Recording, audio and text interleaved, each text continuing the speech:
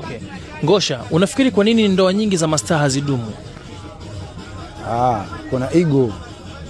Unajua ustaa unaleta ego. Kafu ubize. Unajua mkiwa mastaa, mwanamke anakuwa bize, mwanaume anakuwa bize. Sasa mapenzi yanahitaji muda, yanahitaji communication. Kwa hiyo unapokuwa star, muda mwingi tena ikitokea kama kazi zenu hazikutani. Alafu yani huyu uko kwenye entertainment, labda upande wa muziki, upo kwenye uigizaji, hamkutani hapo katikati.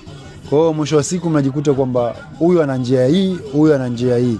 Kwa hiyo ule ubize ule unasababisha sometimes mshindo kupata mawasiliano, na yale mawasiliano yakipungua, maana yake mapenzi yamefanyaje? Yamekufa. Kwa hiyo sio changamoto nyingine zaidi ya hivyo. Kingine, mtu anapokuwa maarufu anaonekana zaidi. Kwa hiyo kama mtu hana msimamo au hajajiwekea utaratibu, maana yake atakuwa ni mtu wa kutangatanga, na mkishafumaniana ugomvi, watu wanaachana. Kwa hiyo sometimes ni ile tu ego, kujiinua kwamba wewe mimi ni star, utaniambia nini? Hata bila wewe maisha yanaenda. Msipoelewana hamna kitu kinaendelea. That's why ndio inatokea kwa mastaa wengi na kwa hivyo, lakini sio wote, wengine ni waelewa, maisha yanaendelea. Unakaa mshauri mzuri sana wa masuala ya mahusiano. Ngosha, hongera sana.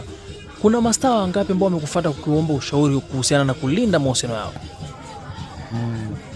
Hiyo siri sasa za watu. Hiyo nikitoa siri itakuwa sio kweli. Lakini of course tuna share idea na mastaa tofauti, wana changamoto unajua za kibinadamu. Tunashauriana, tunatiana moyo. Katika maisha yangu huwa sishauri mtu kushindwa, kugive up, kuachana, kugombana, sio sehemu ya ushauri wangu.